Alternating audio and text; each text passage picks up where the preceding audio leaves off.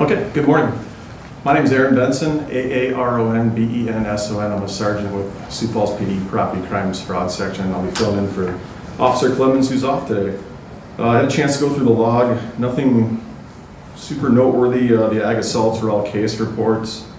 Burglary report was also a case report, along with disorderly conducts and the family offenses. Number of fraud reports we received. One kind of interesting one. The victim in this case reported that he had got a text message on his cell phone from someone posing as his local financial institution, asking him if he had made a charge to a business, and he replied that he had not. A short time later, he got a phone call from someone also saying they were with the bank and asked him if he had scheduled a wire transfer in the amount of $45,000 to another person, and of course he claimed that he did not do that also. The person posing as the bank representative then instructed him to empty out his bank account of all the money and then drive it to an ATM. Was provided with a new bank account number to put it in to keep it safe. The victim did comply with this request. At this point, it's obviously looking at like a fraud or a scam. Still waiting to get some information further on that. The victim did file a report last night, and our detectives are going to communicate with the bank and see what we can do to help them out on that one. Any questions on that at all?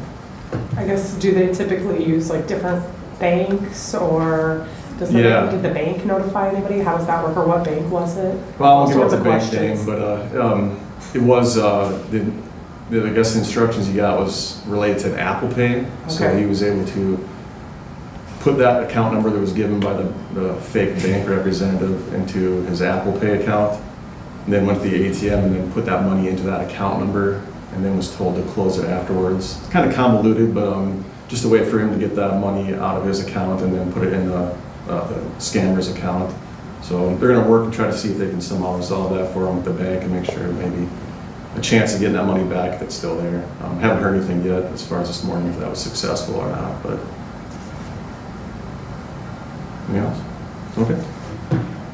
Narcotics, nothing particularly noteworthy there. There is a robbery. That was a shoplifting where the suspect had stolen a couple items, was confronted by loss prevention. The suspect in that case kicked the loss prevention individual in the shin, threatened to stab him with a knife, and then left the business. Officers did locate that subject nearby, matching the description, had some of the property on him still after that incident, and they were able to take him into custody for that, and he was lodged for robbery.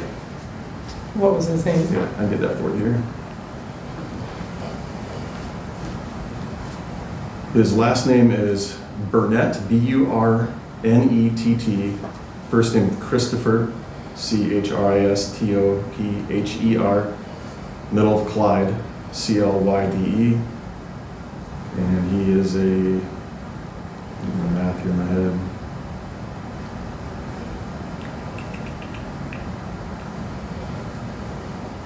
Sorry, the computer's kind of slow here. 32-year-old Sioux Falls resident. And what was the area that he stole? It was from a business near 10th and Cliff yesterday afternoon.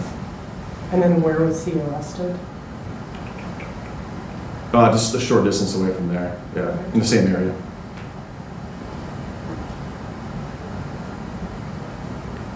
Anything else?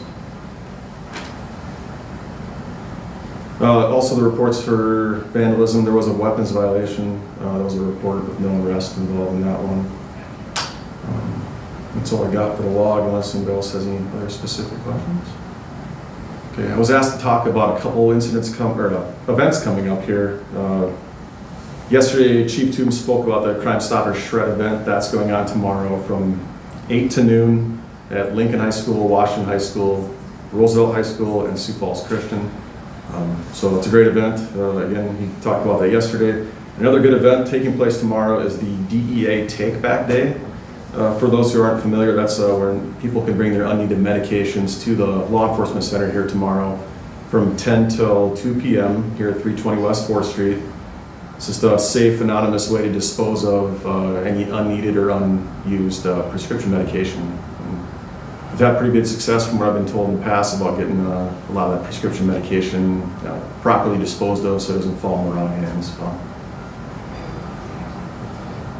And that's all I have, unless anybody has any other questions. All right, thanks. Have a good day.